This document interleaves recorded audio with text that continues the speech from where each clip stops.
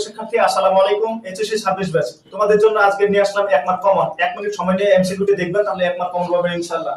আমরা পূর্বের এমসিকিউ ক্লাসে দেখছিলাম যে প্রদত্ত উদ্দীপকের প্রোগ্রামটির আউটপুট কত। প্রদত্ত উদ্দীপকের প্রোগ্রামটির আউটপুট যেটা এসেছিল সেটি হচ্ছে 27। এটা আমরা সমাধানে দেখছি, যারা দেখেননি তারা পূর্বের ক্লাসটি অবশ্যই দেখে নেবেন। এরপরে আমাদের যেটা বলছে এবার প্রশ্নে, উপরে প্রোগ্রামে কোন ধরনের পরিবর্তনে ফলাফল 27 এর পরিবর্তে 15 হবে। তাহলে আমরা একটু দেখি যে অপশনগুলো কোন ধরনের পরিবর্তনে p = 27 এর পরিবর্তে 15 হয়ে যায়। এখানে যদি আমরা দেখি যে a = 2 দেওয়া আছে, a + 2 দেওয়া আছে, এটা যদি আমরা একটু ব্যাখ্যাটা দেখি তাহলে ব্যাখ্যাটা হচ্ছে প্রথম পদ 2 এবং এখানে সর্বশেষ পদ যেটা দেওয়া আছে সেটির মান হচ্ছে 7 এবং এখানে পার্থক্য দেওয়া আছে 2 করে। তাহলে 2 এর পরে 4 পাওয়া যায়, তারপরে 6 পাওয়া যায়, তারপরে 8 পাওয়া যায়। তার মানে কি 7 কে নিতেই পারবো না। তাহলে 2 4 এ 6 6 6 12 উত্তর আসে, যেটা আমাদের সঠিক উত্তর নয়।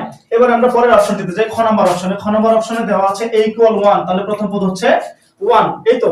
তারপরে দেওয়া আছে দুই পদের মধ্যে পার্থক্য যেটা থাকবে সেটা হচ্ছে 2, তাহলে এরপরে যে মানটি পাওয়া যায় সেটা হচ্ছে 3, তারপরে 5, তারপরে হচ্ছে 7, যার যোগফল দাঁড়ায় হচ্ছে 4 5 9, 9 7 16, যেটি আমাদের সঠিক উত্তর নয়। তাহলে আমাদের নিয়ে আসতে বলছে কত, p = 15। এবার আমরা দেখি যে ক নম্বরে কি বলছে।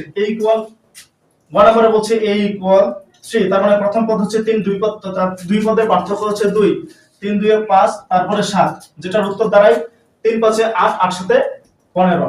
তাহলে আমাদের এই অপশনটি হচ্ছে সঠিক উত্তর। আশা করি এমসিকিউটি বুঝতে পেরেছো।